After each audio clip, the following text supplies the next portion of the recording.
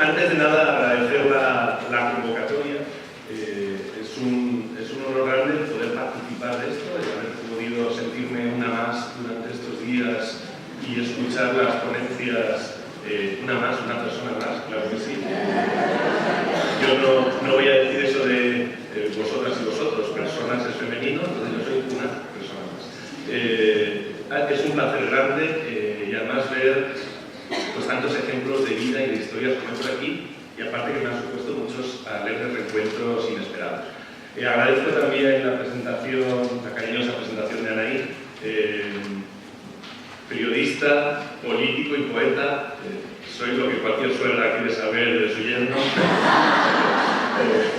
A partir de aquí, con el prejuicio que se pueda haber generado, la cosa solo puede ir hacia arriba.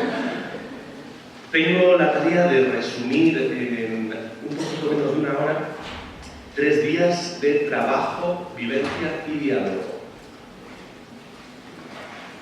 Esto incluye los datos de un técnico de Hacienda. También tengo que resumir esta cuestión. En serio, trátenme con cariño, sean compasivas en el juicio. Yo voy a decir, como no puedo de otra manera, lo que me ha resonado a mí, lo que no significa que tenga que ser el resuello oficial.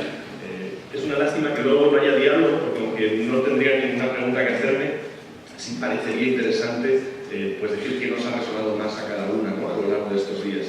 En cualquier caso, si no están de acuerdo con algo de lo que digo, o si están profundamente en contra, la mejor vía de expresarlo es suscribiéndose a la revista Al Andar y a través de ahí haciéndome llegar una carta al director. No pierdan la oportunidad de criticarme desde esa suscripción. No puedo estar más profundamente agradecido. Mi idea, y ya no me enrollo más, mi idea no es tanto dejar, como digo, una crónica fidedigna de todos los datos y las propuestas que se han ofrecido estos días, que para eso pues ya tenemos los PowerPoints, todas las presentaciones, que ya nos han dicho que quien quiera lo puede tener, como más bien recoger un cierto sabor, un cierto aroma, una resonancia de lo que han podido ser estos días. No sea más como que para interpelar, como se me pedía el primer día en la presentación que se hizo, ¿no? Lanzar interpelaciones desde el corazón, se decía, la cabeza y las tripas.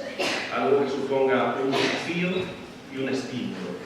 Así lo he planteado. Vamos a intentar que este ratito, pues, recogiendo todas las voces que hemos tenido, suponga un desafío y un estímulo. No sea más que para que después de todo lo que hemos recibido, no vaya a ser que mañana lunes se nos haya olvidado todo esto y no nos lancemos a poner en práctica ese otro modelo del mundo tan interesante que nos han ofrecido. Vamos a recalentarlo antes de la Eucaristía. Daos cuenta del momento en que vivís, se llama el encuentro. Y yo empiezo con una cita de Antonio Gramsci. Para mí, en política no es nadie si no citas a Antonio Gramsci, entonces pues tengo que quitarle. Porque creo que esta frase refleja muy bien el momento en el que estamos. Dice: el viejo mundo se muere, el nuevo tarda en aparecer y en ese claro oscuro surgen los monstruos. Mi percepción es que estamos en ese momento.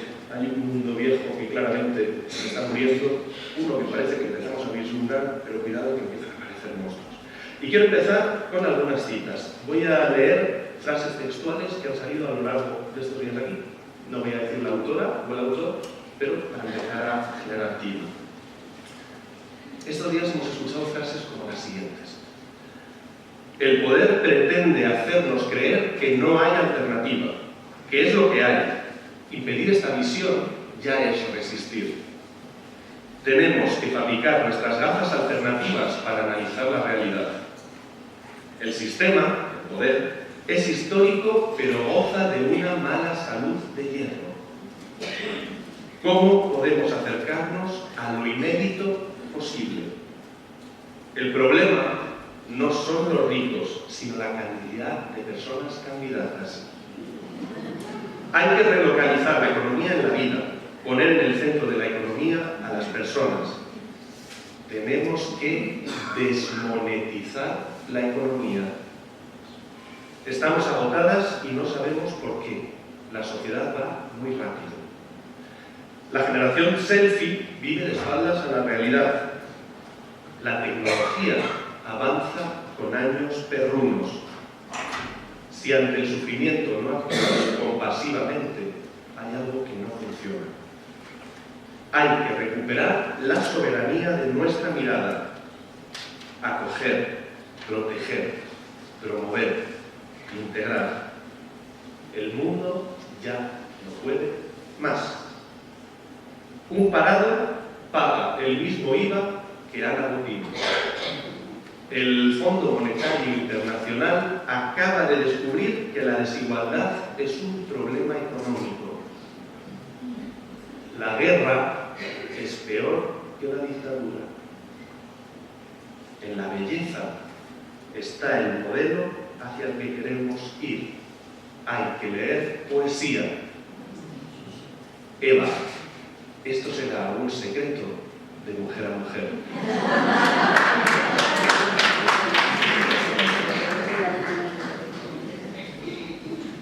Está bien que uno la aplauda por frases que han dicho otros, porque es muy gratuito. ¿Cómo voy a hacer? Estas son frases, son las que a mí más me han resonado, las traigo por si nos sirven para recordar lo que hemos ido hablando. Seguro que a vosotras hay otras que os han llamado más la atención, pero creo que genera un cierto mapa de lo que ha pasado por aquí.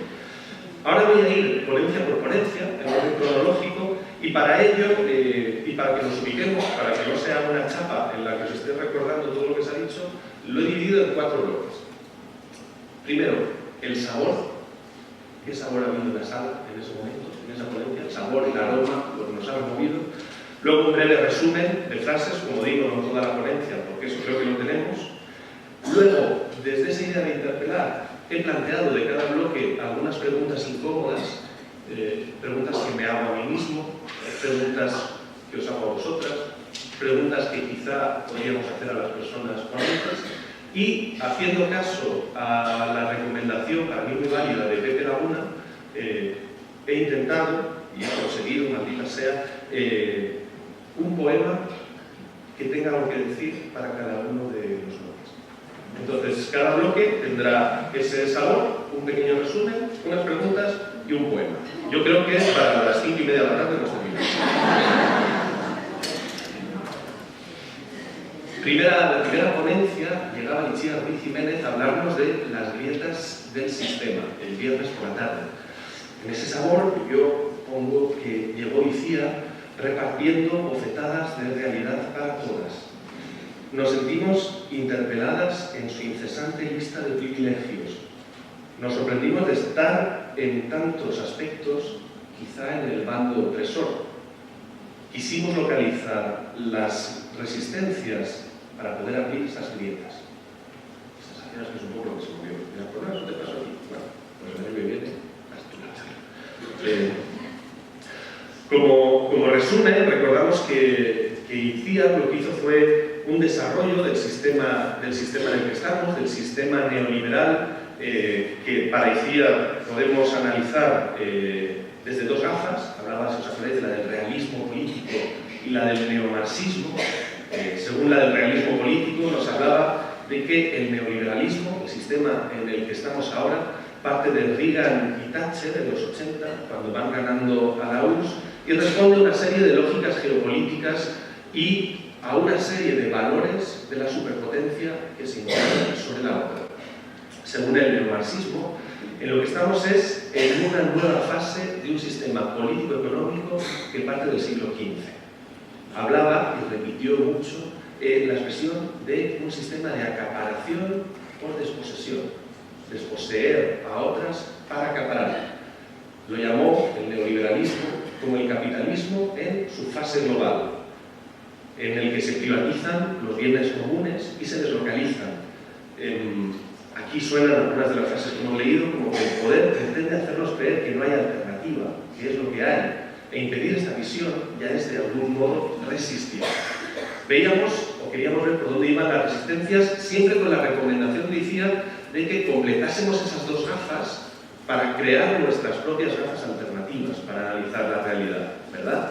Y entonces ubicábamos 4 grandes grietas en las que se ubicarían las resistencias. Hablábamos de la crisis económica, la que parte hace justo 10 años, celebramos 10 años de la crisis económica, si es que eso se puede celebrar, habrá que replantearse qué hacemos, si decimos algo, si nos vamos a comunicar de algún modo con el mundo a los 10 años de esa crisis que ha cambiado todo.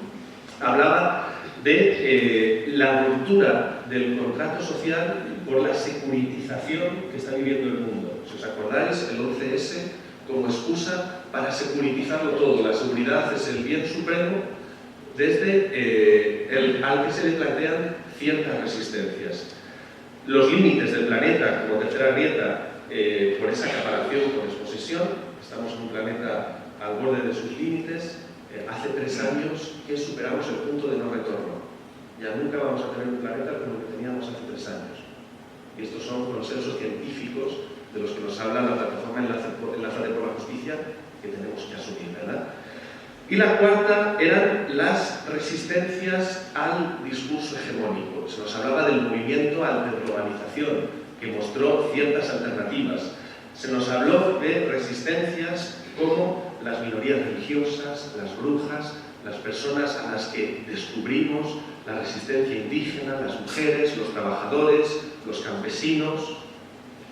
Se habló también de que la democracia neoliberal representativa es una democracia muy descafeinada, que podemos arriesgarnos a intentar algo más. Y también se habló, para no enrollarme más con esta parte, de el fin de la historia como un relato falaz, machista y desequilibrado.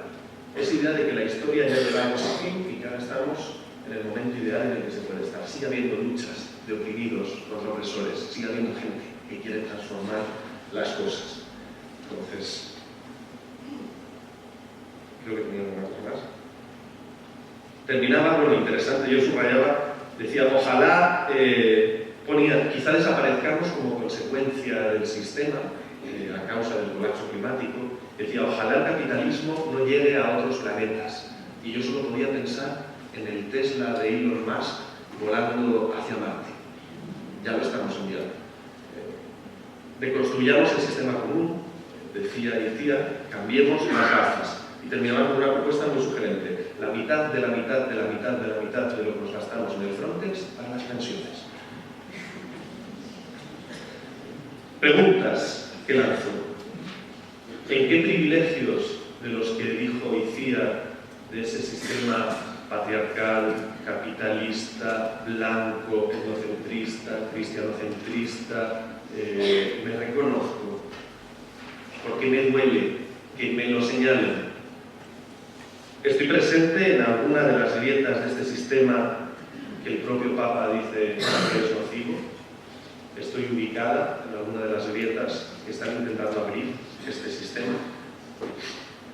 Y el poema, un fragmento de Los portadores de sueños de Gioconda Belli. Gioconda Belli, una poeta nicaragüense que, si no conocéis, tenéis que descubrir ya, quizá, en mi opinión, de las mejores poetas que han escrito sobre la mujer. Increíble.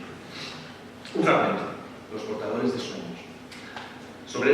Lo he cogido inspirado en esta cuestión de las resistencias, ¿no? En todas esas resistencias históricas.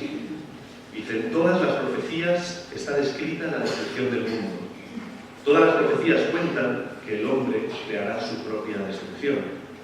Pero los siglos y la vida, que siempre se renuevan, engendraron también una generación de amadores y soñadores, hombres y mujeres que no soñaron con la destrucción del mundo, sino con la construcción del mundo de las mariposas y los ruiseñores. Desde pequeños venían marcados por el amor. Detrás de su apariencia cotidiana guardaban la ternura y el sol de medianoche. Las madres los encontraban llorando con un pájaro muerto. Y más tarde también encontraron a muchos muertos como pájaros. Estos seres cohabitaron con mujeres translúcidas y las dejaron preñadas de miel y de hijos verdecidos por un invierno de caricias. Así fue como proliferaron en el mundo los portadores de sueños, atacados ferozmente por los portadores de profecías habladoras de catástrofes. Los llamaron ilusos, románticos, pensadores de utopías. Dijeron que sus palabras eran viejas. Y, en efecto, lo eran porque la memoria del paraíso es antigua en el corazón del hombre. Los acumuladores de riquezas les temían, lanzaban sus ejércitos contra ellos, pero los portadores de sueños todas las noches hacían el amor. y seguía brotando su semilla del vientre de ellas, que no solo portaban sueños, sino que los multiplicaban y los hacían correr y hablar. Voy a acabar con un jaleo de papeles. De ahí pasamos a la charla de Pedro José Gómez, en la que nos hablaba de una economía que acrecienta la desigualdad. Ese mismo viernes por la tarde. El sabor. Pusimos cierta tangibilidad, acuerpamos, pusimos carne al mapa de Icíar. Pedro comenzó reconociéndose payo y privilegiado. Casi lamentamos que aparcase para su charla la voz profética, esa que indigna, que se indigna y sueña. Cada nuevo dato acrecentó nuestro asombro y abrió nuestros ojos al engaño del sistema. ¿Cómo podría cambiarse esto? ¿Cuáles son las alternativas? ¿Y qué nos dijo Pedro José Gómez en esta charla? Bueno, él, si os acordáis, hizo un mapa real de la economía actualmente y sobre todo muy centrada en la desigualdad.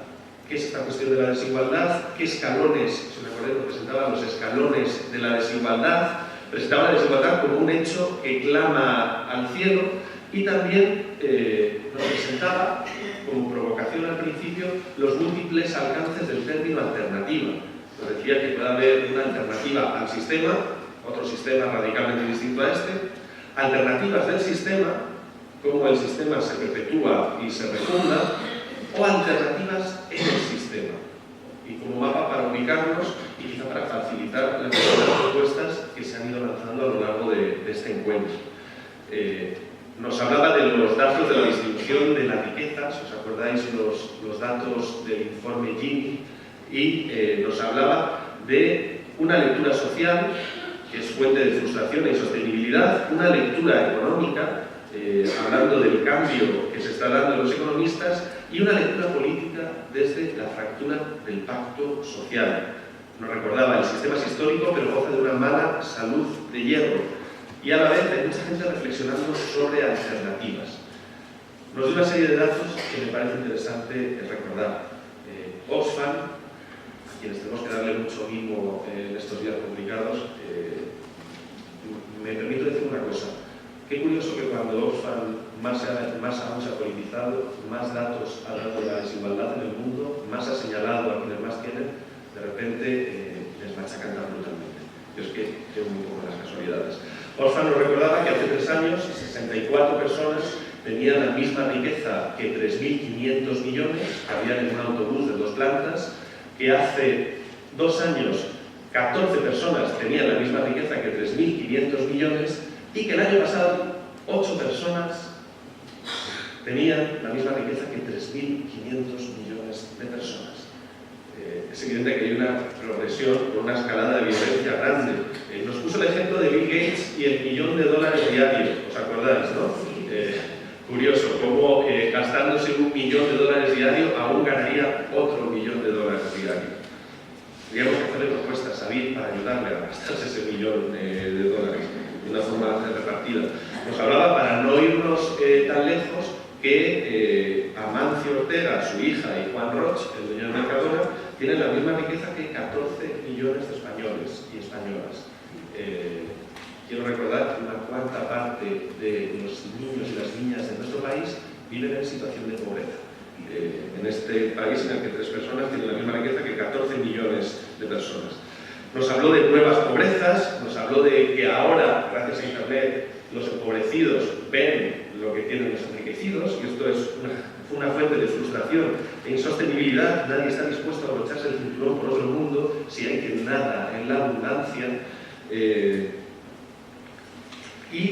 También criticó el discurso meritocrático. Nos decía, y fue muy contundente, que una mujer negra que hubiera intentado llegar al mismo puesto laboral que él no lo hubiera conseguido. Y creo que fue muy interesante que se pusiera el mismo como ejemplo de esa desigualdad.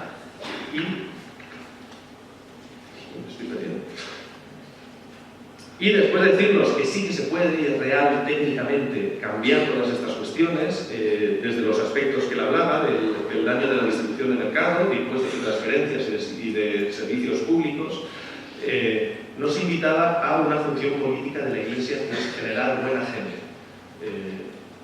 No me parece menor terminar una charla económica hablando sobre esto. También daba otro dato: el Producto Interior Bruto mide igual reforestar que deforestar. Nuestro medidor es tierno, dice. Hay que pensar nuevos medidores. Y yo lanzo 3 preguntas. Primero, ante un discurso tan contundente y con datos como el de Pedro José, y que se consideró anticapitalista, él decía que hace años era más complicado decirlo, pero era normal, ¿cómo me sienta saberme anticapitalista? Y yo le lanzo preguntas a su ponencia.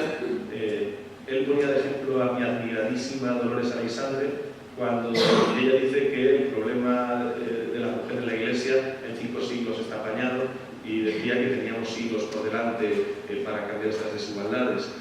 Mi pregunta es, con un colapso climático a las puertas, con unos datos que dicen que el colapso climático al que ya estamos avanzando va a llegar para el año 2037, quedan menos de 20 años, ¿realmente tenemos mucho tiempo como para relajarnos? ¿Cómo afecta ese colapso climático a nuestras programaciones? Y le lanzo la pregunta ¿y la 4ª revolución industrial? Cuidado con suponer que, aunque aparezcan robots que hagan el trabajo de toda la clase obrera y la mano de obra, ya surgirán otros trabajos. Eso no está tan claro y habría que ponerlo en cuestión. ¿Por qué inventar otros trabajos cuando los trabajos de cuidados están tan injustamente infravalorados? Lo que hay que hacer es valorar esos trabajos en vez de seguir inventando por inventar. Y un poema. El poema, como no puede ser... este es de otra persona. Este poema es de una poeta que podéis encontrar por Valencia, es uruguaya, pero vive en Valencia, Patricia Olascaoga, y se llama Pobreza, muy cortito. Detrás de una camiseta de 3 euros hay 2 pobres, el que la compra y el que la cose. Cada uno en una parte del mundo. En medio está el explotador que une la necesidad de las 2 pobrezas en su beneficio. Es cortito, pero es como para hacer un post, ¿verdad? Así llegamos a la mañana del sábado con una gran sorpresa, y es que como ponencia yo me he apuntado un pequeño sabor, pequeñísimo, y quiero subsanarlo de algún modo. El sabor que apunto es el del silencio. En un momento en el que, desde mi punto de vista, los 2 grandes retos históricos que tenemos por delante, uno es el del cambio climático, que ya he dicho y me puedo dar un poco más la turba, y otro es, sin duda, por el que nos juzgarán las generaciones futuras, que es cómo respondamos al drama de las personas refugiadas y los migrantes. A pesar de todos los esfuerzos de la organización, justo aquí se hizo el silencio. Y la hora que teníamos para hablar de migraciones se quedó en silencio. El sabor, silencio y risas de indignación porque estaba en Javia. No estaba en la playa, es que vive en Valencia, obviamente. Esto quiero aclararlo porque cuando dijeron, se ha ido a Javia, ¡voy a la playa! Decía por ejemplo. Un silencio como aquí que hay que rellenar, porque además no deja de ser paradigmático que ante este reto tan gordo, justo en esta área de CONFE, como apuntaban ahí, faltan manos. Si después de todo lo que hemos hablado pasa un mes y todavía no hay manos para atender el área de migraciones, es un silencio que hay que rellenar porque faltan manos y porque al final se quedan silenciados y siempre llegan por miles. La acción cookie para no silenciarles es intentar, en este ratito que tengo, es callarme yo y darles voz. Ha pasado ya el tiempo de intentar ser la voz de los sin voz. Cuando lo dijo mi admirado Romero, era profundamente necesario decirlo. Pero ahora hemos dado un pasito más y hemos descubierto que no solo no tienen voz, sino que la tienen, es rotunda, transformadora, y lo que hay que hacer es facilitarles los altavoces para que la digan. Pues aquí hay un altavoz maravilloso. Lo voy a poner a mi amigo Lloro. A mi amigo Lloro, cuando yo formaba parte de este partido que han mencionado, uno de los actos que hicimos fue llevarle al Parlamento Europeo. Lloro es de Gambia, estuvo encerrado en 3 CIEs, vivió la violencia en 3 centros de internamiento de extranjeros. ¿Cómo resuena lo de abrir las prisiones injustas cuando hablamos de los CIE, ¿no? Habrá una más injusta que una en la que te meten sin cometer delitos. Y le llevamos para que en vez de contar yo, mi movida son los 100, los de ahí. Y luego son 400. A ver si se Llegas aquí, el meme corriente sabe cuál es tu situación, cuál es el motivo al que tú has dejado todo y lo has tomado todo para vivir aquí. No, el corriente te vuelven en ayer, o te meten en unos sitios tratando de hacer como si fuese un animal, que es lo que es. Yo llegué después de la Tenerife en 2009, 14 de febrero del 2009. Y al llegar, y me metieron en un centro de Tenerife. 5 días, había muchos inmigrantes, nos trasladaron a Fuerteventura, no ciudad. De ahí, no sé cómo lo queremos llamar, un cuartel militar que le han abandonado, o si es, o Guantánamo, yo no sé cómo lo queremos llamar. Pero el mayor castigo que puedo van a recibir es el pasaje. Porque llegué incluso pensando de que yo creo que tengo que volver donde ya he venido, porque ya no me trataban así. Un sitio donde estamos ahí, no impedimos con ellos. Y no vemos ningún otro personas civiles a que podemos tratarnos o intentar explicarnos lo que pasa aquí o cómo debemos hacer las cosas, no. Si no nos han juntado con policía, que todos los días vienen a cuidarnos, lo que hacen es estar muy lejos a la puerta del cuartel, vigilando solo nos ve a los grandes de la comunidad. Al desayuno, un avión de desayuno viene a sacarnos. Vamos a desayunar. ¿Cómo vamos a desayunar? Una vez que abren las puertas, ponen el silbato, salimos gritando todos. ¿Cómo quieren que vayamos a desayunar? Pues corriendo como si fuesen animales. El que no corre, ¿cómo te dicen corre? Las cosas. Pegando, porque si me pegan una vez, ya no me permite que me pegan la segunda, porque voy a correr. Y así nos decían cómo tenemos que ir a desayunar o a comer. Todos los días. Y me recuerdo un día en Fuerteventura, no pensaba en mí, sino que ahí se llama, porque ahora joven, para la situación, que era muy calladito, no se veía hablar. Y un día, al abrir la policía la puerta para que vayamos a comer, él estaba en el camino. Y nos salimos gritando, y al salir, claro, de que todos estaban fuera. Y él al salir, la policía pensaba que no había nadie. Y al mirar detrás, ven que había un caballo, cuatro policías, esperándole así para que pase entre ellos. Le pegaron porrazos hasta que el caballo no quiere comer. Es que no le apetece comer. ¿Cómo vas a comer con todo este miedo y peligro? La comida te sale por una manera. No vas a disfrutar de esa comida. Seguimos viviendo de esa situación durante 40 años en esa comida, son 60. A mí me trajeron mi madre, pero la mayoría de mis compañeros volvieron en sus países. Dentro de la economía y nosotros que entendíamos nuestro idioma, que podíamos hablar, éramos 8. Estábamos en la misma habitación y estábamos hablando nuestro idioma. Y la policía un día me dieron ahí, ven que hablamos nuestro idioma, dicen que quizás estamos creando unas cosas que les puede afectar. Nos separamos total, cada uno su puerta. Ya no podemos comunicar con nosotros lo mínimo que teníamos para disfrutar, comunicarnos durante el trayecto que han hecho centenas de personas no han podido llegar porque han muerto en el camino. Y nosotros hemos tenido la suerte de llegar.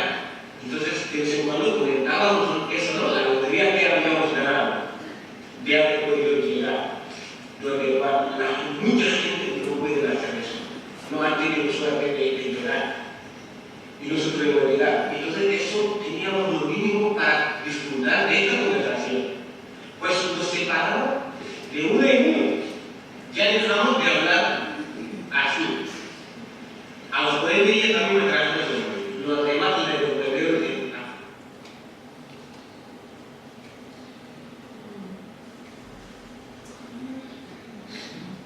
Bueno, mi amigo lloró. ya que no pudimos tener charla de migraciones, pues que un migrante nos cuente lo que siguen viviendo en estos centros de internamiento de extranjeros o en la frontera sur, y como bien salió en la charla de Cristina Manzanero, en el ratito que Cristina Manzanero nos acompañó, juzgando a quien defiende, como es Elena Maleu, que todavía no se ha resuelto este caso y tenemos que seguir muy pendientes de que no hagan nada. Yo creo que es un tío admirable, me encantaría, él sí que tiene que venir aquí a dar una charla y flipar. Ahora él trabaja en la Tagliatella, que es una cadena de comida italiana, ya es formador de cocineros, un tío de Gambia formando en España para la cocina italiana, es una cosa como muy loca, de globalización absoluta.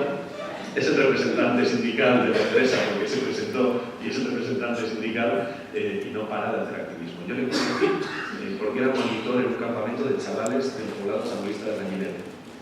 Donde no quiere ir nadie, ahí estaba él. Entonces, interpela.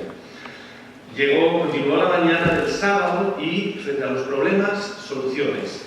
Frente al salto al vacío de que no hay una ponencia, la generosidad de quien se modula para poder participar. Y vino Carlos Ascunce a hablarnos de su charla Otra economía es posible. Estaba pensado como taller cortito de la tarde y que agradecimos todas que fuese una buena ponencia de una hora y pico. Porque además, y aquí empieza el sabor, complementó claramente todo lo que pasó la tarde anterior con Pedro José. No hay una alternativa al sistema capitalista, hay miles. ¿Dónde hemos estado todo este tiempo que no hemos descubierto todo esto? No es solo una red, son una red de redes articuladas y haciendo las cosas en serio. Interpela la factibilidad y la multitud de propuestas. Es lógico el discurso de poner a la persona en el centro de la economía. Es humano, pero por encima de todo es profundamente cristiano.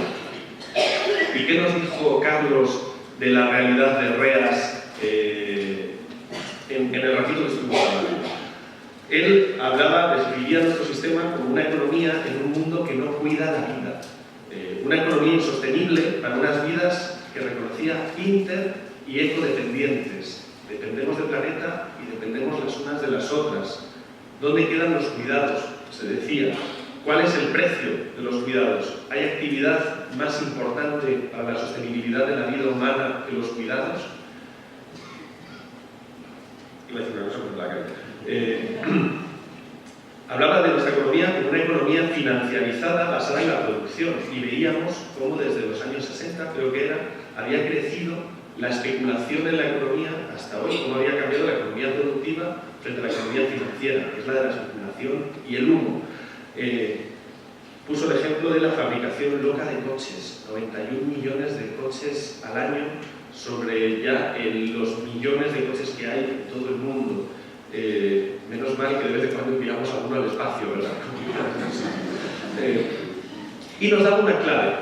El capitalismo es, sobre todo, cultural.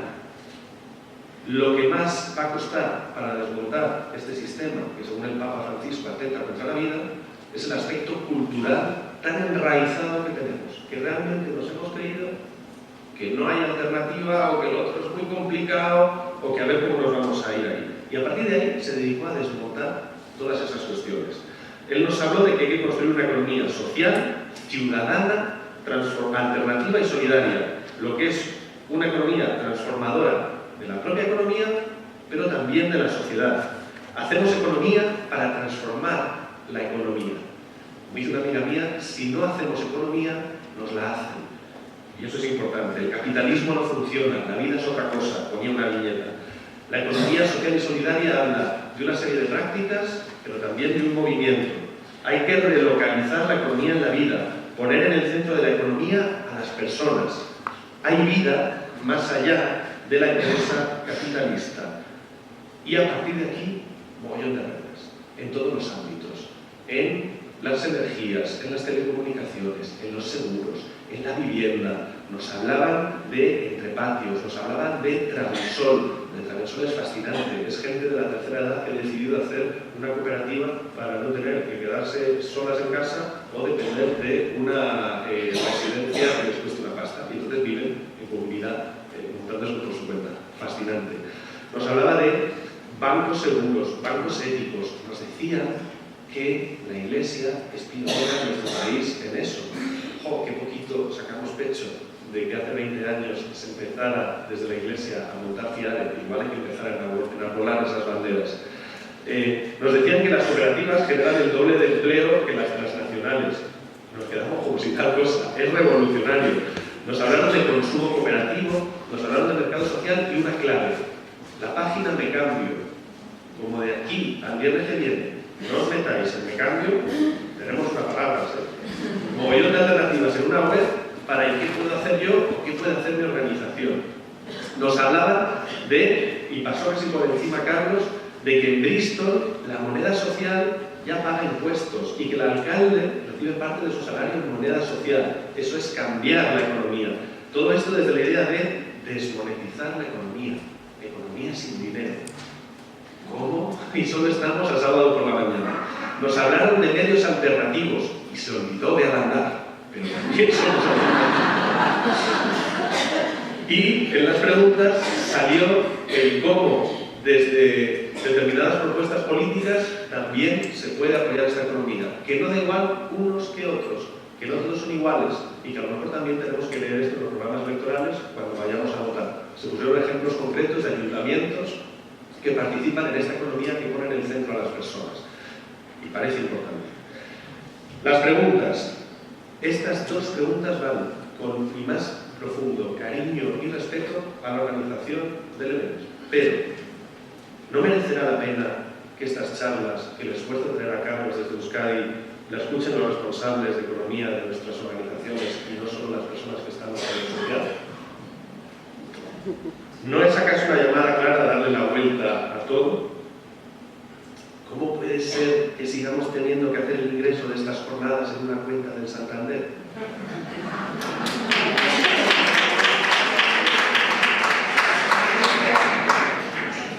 Con el profundo cariño y respeto a la organización que acaba de decidir que no vuelva a llamar.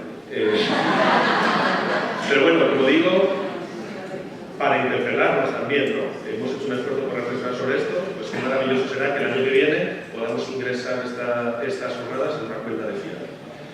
El poema, como no podía ser de otra manera, de mi admiradísimo, y que sirva como felicitación de cumpleaños, Casandani. Uno de los claretianos, entonces se me tenía que notar la voz. Sobre todas estas alternativas y desde la perspectiva del colapso climático, pero con una llamadita a la esperanza. Es tarde, pero es nuestra hora. Es tarde, pero es todo el tiempo que tenemos a mano para hacer el futuro. Es tarde, pero somos nosotras esta hora tardía. Es tarde, pero es madrugada, si insistimos un poco. Felicidades, Pedro. Seguimos la mañana con la charla de Pepe Laguna, fascinante, sobre darnos cuenta del momento en el que vivimos. ¿Qué tal voy de tiempo? Creo que tengo que acelerar. El sabor de esta revisión oftalmológica a la que nos sometió Pepe. Cada viñeta es una revelación de algo que de algún modo conocíamos de antemano, pero ahora se nos hace evidente. Vamos enfocando nuestras gafas y nuestras dioptrías al ritmo de una charla que se hace conversación con la realidad. Nos avasalla un progreso descontrolado y surgen preguntas nuevas para las respuestas de siempre. ¿Y qué nos decía Pepe? Pues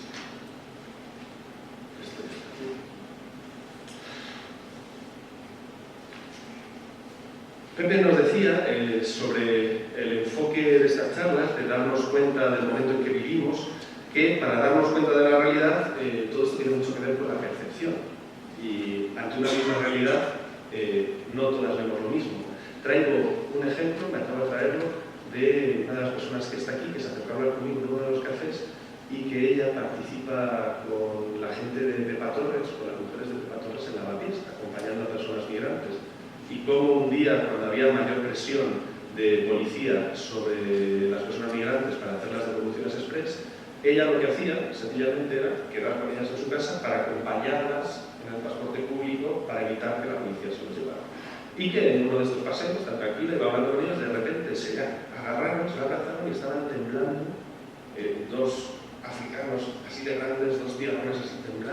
había visto temblar a nadie, y era que a lo lejos había una pareja de policías. La realidad era exactamente la misma para estas dos personas africanas y para esta mujer que compartió conmigo esta anécdota en un café, esta experiencia. Pero la percepción era radicalmente distinta. Para ella la ciudad era un espacio absolutamente seguro y para nosotros estaba cargada de peligros y amenazas. Entonces, darnos cuenta de la realidad tiene que ver con nuestra percepción de la misma. ¿Vemos o no vemos el sufrimiento? Realidades que antes veíamos nítidamente, como los derechos humanos, ahora se ven borrosas, ahora se ponen en cuestión. Estamos en la sociedad del cansancio, estamos agotadas y no sabemos por qué, la sociedad va muy rápido. Los grandes relatos de repente se caen, todo es relativo y las historias son pequeñitas. La generación selfie vive de espaldas en la realidad, basta con la mirada digital, que ya viene mediada por otras personas. Y también nos pasa que vemos más sufrimiento del que podemos atender. El mundo se nos hace grande y genera frustración. Se nos ponía el ejemplo de la cuadriga, esa cuadriga, si os acordáis, que una era la del progreso, la del modelo social, y luego una cuadriga que es en la que estamos actualmente, según Pepe, que está desbocada. Ahí estaba la religión y los valores, estaba la política como mediación entre la utopía y lo factible, la ciencia y la economía, tecnología. Hablaba Pepe Laguna de la tecnolatría y de ese imperativo tecnológico, ¿no? Que ahora la tecnología decide, ahora nos planteamos que hace falta hacer algo, va avanzando la tecnología, va haciendo y nos tenemos que adaptar a estas cosas que están pasando, que están cambiando y que ayer eran de una forma y mañana serán de otra y no dependen directamente de nosotras. La visión de la realidad que tenemos está tan fragmentada que rompe los vínculos, cada vez hay menos vínculos sociales. Por el momento de las redes sociales, cada vez estamos menos vinculadas, menos movilización. Y nuestro ritmo social, este ritmo social que nos agota, genera descartes que no se ven. El futuro es tan imparable que se sobreentiende como un coste válido descartar a personas que se queden fuera de todo este progreso porque no podemos pararlo. Los discursos modulan lo que vemos y no al revés. No lo que vemos modula nuestros discursos. Y se nos ponía un delicioso ejemplo del faraón neoliberal. Que desde entonces, desde ayer, yo me imagino a Montoro como con la cosa esta de los faraones. Se nos decía, si ante el sufrimiento no actúas compasivamente, os lo estáis imaginando también. Si ante el sufrimiento no actúas compasivamente, hay algo que no funciona. Se nos hablaba del pecado y la batalla epistemológica por el control de la mirada. Quieren controlar nuestra mirada, a dónde miramos. No quieren aumentar tu realidad. Sacaba el ejemplo de las Google Glasses estas. Quieren dirigir nuestra mirada. Y se proponía como alternativa la espiritualidad como lucidez y recuperación de nuestra mirada. Se ponía como ejemplo a un Jesús que es soberano con su mirada, soberanía de la mirada. ¡Wow! Hay que revertir el futuro y solamente las víctimas pueden redimirlo. Para ver el sufrimiento hay que pasar por los lugares donde está el sufrimiento. Hay que ir hacia una mística de ojos abiertos y se nos decía que en este mirar, y para que no nos queme este mundo cargado de dolor, también en la belleza está el modelo hacia el que queremos ir y que hay que leer poesía.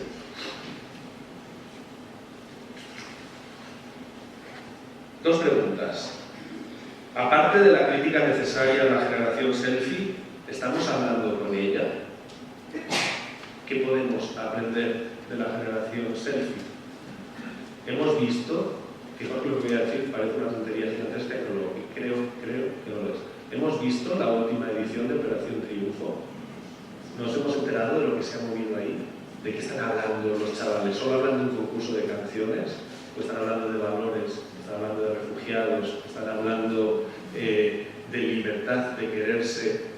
Es un formato inesperado que nos parece enterísima y que es de una generación que no está peor. Aparte de criticarla, ¿estamos hablando con ella? Siguiente pregunta. En esta cuadriga maravillosa y desbocada que tenemos, ¿alguna vez ha estado bien conducida?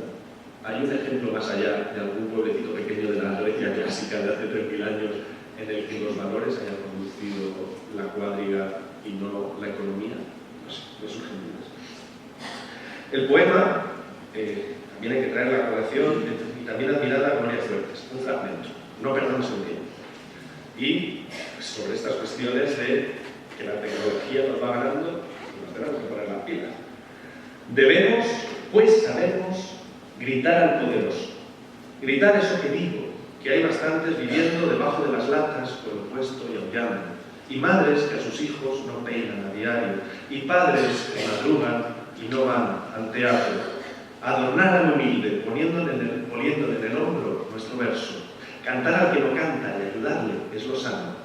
Asediar usureros y con rara paciencia convencerles sin asco. Trillar en la labranza, bajar alguna mina, ser buzo una semana, visitar los asilos, las cárceles, las ruinas, jugar con los párvulos, danzar en las leproserías. Poetas, no perdamos el tiempo, trabajemos, que al corazón le llega poca sangre.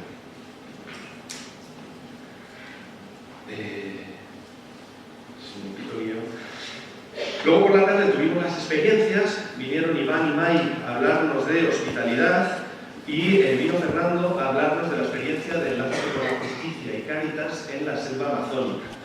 En el tiempo, voy a ir un poquito más rápido. El sabor de hospitalidad. Podemos protagonizar los cambios que no se atreven a hacer los gobiernos o no quieren. Y para ello, aunque son importantes los recursos del conocimiento, se hace fundamental la ternura. Nos hablaban tanto del ejemplo de hospitalidad como todo lo que se hace desde Pueblos Unidos. Hospitalidad, si os acordáis, es esta campaña de acogida de personas refugiadas desde una perspectiva integral, no solo de conseguir los papeles, sino de apoyarles en todo el proceso. Ponía Mai el ejemplo sobre una familia concreta. Todo el proceso con una familia concreta y cómo se intenta trabajar desde esa perspectiva de cariño, de acompañamiento y de dar una respuesta a la realidad. Nos decía Iván, nos hablaba de entre las otras muchas cosas que hace Pueblos Unidos, también esos actos de velar porque los CIES sean lugares donde haya un poco más de seguridad y se respeten los derechos humanos. Lanzo dos preguntas.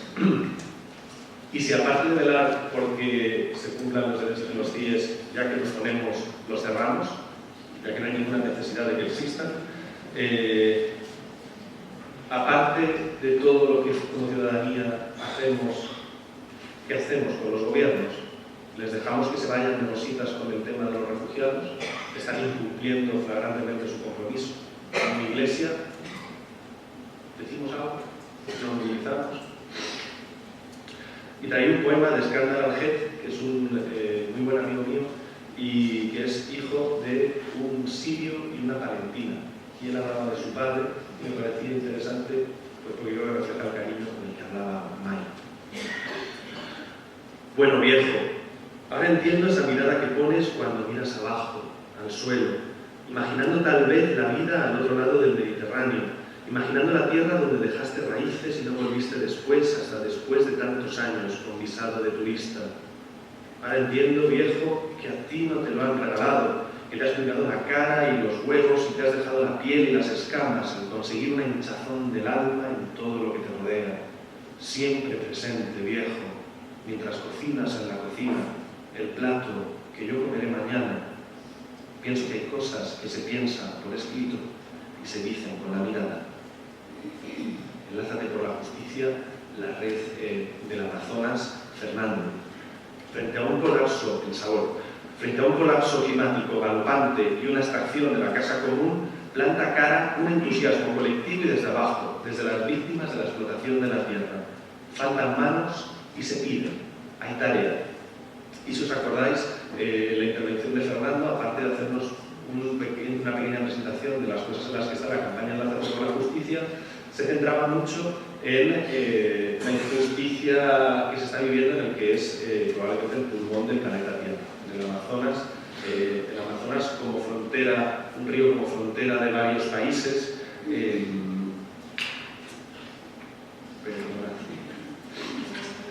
La Amazonía como lugar habitado también con personas. En 40 años hemos ventilado España y media de selva, se decía, si os acordáis de las 14 Españas que viven en el Amazonas, pues habíamos ventilado España y media. El neoextractivismo y la complejidad de un modelo que definitivamente ha sacado de la pobreza a grandes masas de población, pero a cambio de una destrucción considerable del medio ambiente. El buen vivir como propuesta frente al cambio climático. Los cambios desde abajo. Y nos decía, ¿quién se apunta? Decía literalmente, menudo marrón, necesitamos manos. Dos preguntas. Cuidado, solo habitado por personas, no nos olvidemos de todos los seres que habitan la casa común y no caigamos en el privilegio de olvidarnos de todos esos animales que estamos también masacrando. Otra pregunta, ¿es el colapso climático la nueva llamada a la profecía? ¿Es el colapso climático que para 2037 nos va a dejar una realidad como las de las pelis de Mad Max, de guerras por el agua? Actualmente hay cada año 25 millones de personas refugiadas a causa del cambio climático. Se calcula que en 20 años va a haber en torno a 100 millones al año. ¿Dónde metemos a toda esa gente? Maldivas en 10 años va a desaparecer el 80% de su territorio estatal porque el punto más alto es de 10 metros sobre el nivel del mar. Ya está firmando acuerdos de refugio con Australia para meter a toda esa gente. Esto es una realidad brutal. Yo tengo alergia desde el 18 de enero, alergia de primavera. Hemos estado en camiseta hasta finales de noviembre. Más allá de alegrarnos de que el Papa haya escrito la Laudato Si y celebrarla, es una llamada a la profecía, como nos decía Pedro José, desde la indignación y desde soñar propuestas. El poema. Unas frases, como él puso del Popol Vuh, este libro sagrado de los mayas, pues está ahí otra frase del Popol Vuh. Cuando tengas que elegir entre dos caminos, pregúntate cuál de ellos tiene corazón. El que elige el camino del corazón no se equivoca nunca. Y de aquí pasamos. Cambiar el modelo redistributivo de Carlos Cruzado. El sabor. Sorprendentemente, un técnico de Hacienda se revela como nuestro aliado. Y digo sorprendentemente por el murmullo inicial. Datos incontestables. Realidad pura y dura. La Constitución no puede ser más clara ni más ignorada. La solidaridad eran los impuestos y nunca, quizás hasta hoy, nos habíamos planteado abanderar este discurso desde nuestras posiciones. La charla de Carlos fue contundente a más no poder, llena de datos, como digo, incontestables, de un tema que se presenta árido, pero empezando con la delicadeza del testimonio de esa madre que, de forma tan paradigmática, nos daba las gracias a todas por pagarle la carrera a sus hijas y ofreciéndonos a cambio dos médicas excepcionales, ¿verdad? Fue de poner los pelitos de punta. ¿Para qué sirven los impuestos? Para la suficiencia del Estado y la redistribución, se nos decía. Nuestro Estado es social, no liberal, según la Constitución. Habrá que repasar todos estos que se llaman partidos constitucionalistas, si lo son, o solo para una cosa, o solo para algunos artículos. Desconfío por lo general de las etiquetas mediáticas como buen periodista. Nos habló de la curva de Laffer sobre la desincentivación que supone los impuestos para automáticamente decirnos que no estaba demostrada y que, por lo general, era falsa. Nos habló de qué opinaban los ciudadanos del sistema fiscal y nos contó que los nórdicos van a la huelga porque les bajan los impuestos. Y dijimos, madre mía, nunca fue más cierta la frase zapatista de un mundo donde quepan todos los mundos, porque ese mundo es otro. Un parado paganismo IVA que a Nautín tenemos una desigualdad elevadísima. España es el cuarto por la cola en redistribución y en ese escenario nace la plataforma por la justicia fiscal de la que vino a hablarnos. En España tenemos menos presión fiscal que en Europa. Nos habló de Irlanda, de Apple y de esos paraísos fiscales contra los que tenemos que luchar con uñas y dientes porque son los generadores de pobreza. Estamos por debajo de la Unión Europea en gasto público, estamos por debajo de la media de la Unión Europea en casi todo. El FMI acaba de descubrir dos cosas, que la progresividad igual no es mala y que la desigualdad es un problema económico. No está nada mal. Hay una estadística por ahí que dice que de 100 y pico planes del FMI solo han tenido buenos resultados 2. Y que el mismo que pusieron a México en el 82, ¿os acordáis cuando hacíamos las campañas contra la deuda externa, deuda eterna y salíamos a manifestarnos? Pues exactamente el mismo, pero donde pone México, tachando y poniendo España, es el que nos aplicaron hace 2 años, que ya sabéis de sobra muy bien cómo funciona en México. La duquesa de Alba y su peculiar gusto por la ciudad de Madrid. En vez del día sin IVA, el día sin beneficios. El 12% de nuestro Producto Interior Bruto está en paraísos fiscales. Igual hay que reescribir el artículo 33 de la Constitución. Preguntas. El IBI de la Iglesia responde al ajustado de la ley, pero ¿sería solidario darle una vuelta a ver si con eso participamos, no sé, de la sociedad en la que vivimos, de esas claves? ¿Tenemos algo que hacer para esa educación desde los impuestos, para esa pedagogía de los impuestos? Trabajamos un montón de coles. ¿Qué podemos hacer sin necesidad de que lo digan los gobiernos? El poema de Ana Pérez Cañamares, otra poeta que tendría que conocer, se llama Capitalismo y es un fragmento. Cuando estamos a punto de enfermar por agotamiento, nos premian con unas vacaciones y nos tienden los billetes como el cazador lanza un hueso al galgo que ahorcará mañana. Me instiga a desear cosas que no necesito, aunque él nunca tiene para mí un regalo. Dice que mis enemigos son aquellos que quieren lo mismo que yo, porque no hay bastante, nunca hay bastante para todos. Y nos cobra por lo que no es de nadie, por el agua de lluvia, por el sol y la arena, por los claros del bosque y los manantiales. Secuestra a mi amor durante 10 horas cada día, y cada día me lo devuelve más viejo. Con esto llegó los cuentos para darse cuenta de Ana García Castellano. El reflejo solo el sabor. Un regalo. Un regalo. Aquí entendimos lo que quería decir Pepe Laguna cuando hablaba de la necesidad de belleza. Cuántas cosas nos dijo y cuánto nos reímos.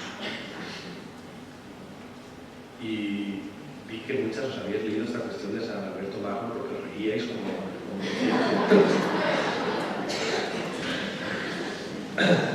Y aquí llegamos a la parte de esta mañana, geopolítica de Oriente Medio, con Nazanin Armania y el sabor que reflejó. Dolor, indignación y dolor. Esto es la cara de lo que nos dijo Icíar el primer día. Estos son los rostros de ese sistema que nos han descrito, puestos con nombre, carne y países. Ella ha titulado la charla Guerra Mundial en Oriente Próximo. Como la tenemos reciente, yo creo que nos ha dejado a todas igual de removidas. Lanza algunas cuestiones. La guerra que se avecina, la guerra del Mediterráneo oriental, en plena ruta de los migrantes hacia Europa. Han desaparecido las imágenes de los refugiados en los medios. Se ha generado un mercado de esclavos en Libia. Quedan 18 millones de personas en Siria, en una Siria que sigue en guerra. Se puede convivir con una dictadura, pero no con una guerra. El silencio brutal sobre los refugiados rohingya en Myanmar. ¿Qué pasa? ¿Por qué no se habla? Prostitución, droga, armas, política de tierra quemada. En Yemen, quizá peor que en Siria. 7 guerras abiertas. En Afganistán ha lanzado al mundo 12 millones de personas refugiadas. Irak, 14. Irán es la mayor bolsa de gas del mundo. Lucha de clases, lucha de género. Tercera reconfiguración del mapa del mundo. Hay un falso discurso sobre Oriente Medio como barbarie, como los bárbaros. Se ha generado el discurso hegemónico del choque de civilizaciones. Al terminar la Guerra Fría, tuvieron que fabricar un enemigo. Lo necesitaban las empresas armamentísticas y lo hicieron sobre la porofobia. Siria y el conflicto del gas, el camino de los refugiados, el gran negocio de la guerra y los niños desaparecidos. 10.000 menores no acompañados desaparecidos en Europa. 10.000 menores no acompañados desaparecidos en Europa. No se cree nadie que desaparezcan 10.000 niños. Y sin embargo pasa. Matrimonios infantiles, mujeres como botín de guerra. La guerra es peor que la dictadura. Gobiernos laicos por gobiernos religiosos extremos. Trump lanzando la madre de todas las bombas cuando no hay ningún conflicto. No es la religión, estúpido. Y aún así, puede ser que en el concilio que eligió a Juan Pablo II no se lo hubiera a lomas y cardenales. Es el resumen de lo que he dicho ella.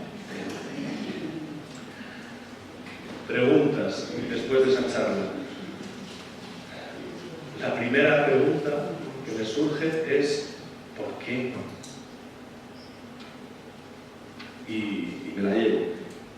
Y la segunda, cuando hemos visto que probablemente el 80% de los conflictos que nos ha presentado son a causa de nuestro modelo energético, del gas, del petróleo, ¿cuánto más vamos a tardar en poner paneles solares en nuestras casas?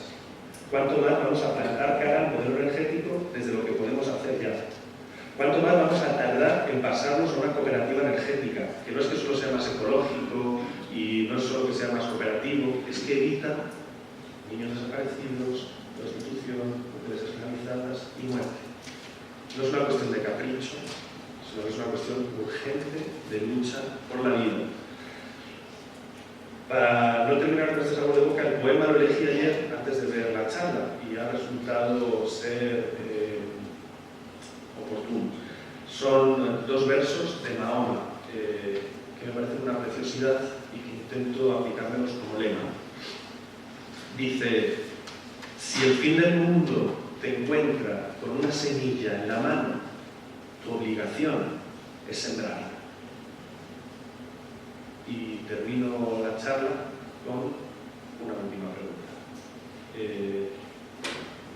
También, desde el cariño a la organización y como reflexión para el encuentro que viene, en un momento en el que la más clara revolución mundial es la feminista, en un momento en el que las mujeres protagonizáis el discurso de los medios, en un encuentro en el que casi todos sois mujeres, qué lástima que no hay un espacio específico para reflexionar sobre el papel de las mujeres y la situación en el mundo. Quizás os ha quedado una chispina coja. Muchísimas gracias por escucharme, espero que os haya